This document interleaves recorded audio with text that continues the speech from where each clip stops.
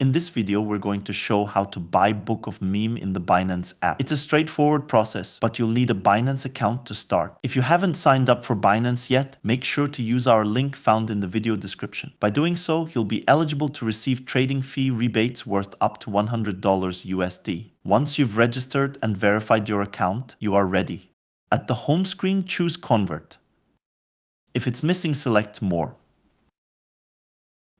Then select Edit to edit the shortcuts and scroll down till you find it. Select the plus sign to add it to the shortcuts. When you are finished, select Done. Now go back to the home screen and select the icon you just added. Now select the currency you wish to use for the purchase. Then add the currency you want to buy. In our case, we are looking to buy Book of Meme.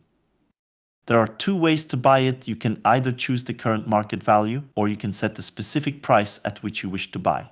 Now we just need to preview the conversion to ensure everything is correct. If it looks okay, then choose to convert it. Now you can go back to the home screen, choose Wallet and then Spot.